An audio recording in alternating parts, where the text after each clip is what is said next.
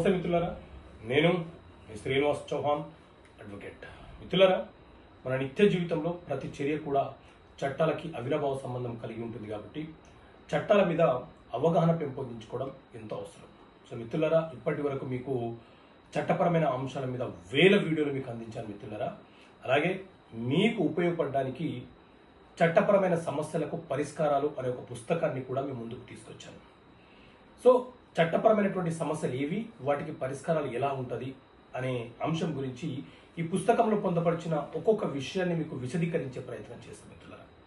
Right, ఒక ప్రశ్న ఏంటి అంటే, కుమారుడు లేదా కుమార్తె చనిపోతే వారి పిల్లలకు వారసత్వపు ఆస్తిలో వాటా కోరే హక్కు ఉంటుందా?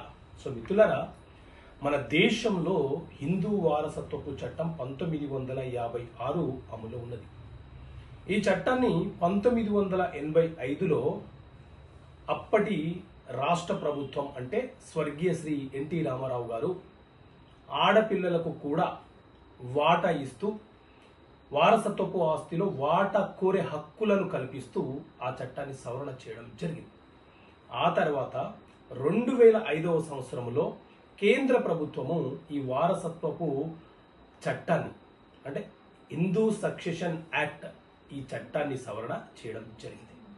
సో ఈ చట్టంలోని section 6 sub section 3 clause B ప్రకారంగా ఒక తండ్రికి జన్మించినటువంటి పిల్లలు, కుమారులు కుమార్తెలు ఎవరైతే ఉన్నారో వారందరికీ కూడా ఆ తండ్రికి వారసత్వంగా వచ్చినటువంటి ఆస్తులు ఏవైతే ఉన్నాయో ఆ ఆస్తులలో వాటా కోరే హక్కు ఉంటుంది.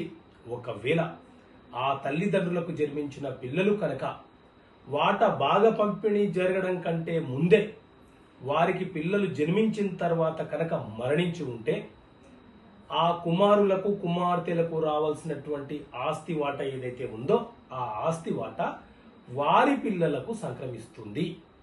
అంటే మొదటి జనరేషన్ లేకపోతే వారికి రావాల్సినటువంటి వాటా వారి యొక్క వారసులకు వారసత్వపు ఆస్తుల్లో హక్కులు సంక్రమిస్తాయి. వాటా కోరే హక్కు మనవలకు మనవరాళ్లకు కూడా ఉంటుంది అనేది మన హిందూ వారసత్వపు చట్టం 1956 చాలా స్పష్టంగా చెప్తున్నటువంటి అంశము.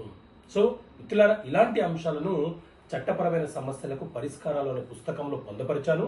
ఈ పుస్తకం నేనే రాశాను. మీకు కావాలనుకుంటే మా ఆఫీస్ నెంబర్కి కాల్ చేసి ఆర్డర్ చేయవచ్చు.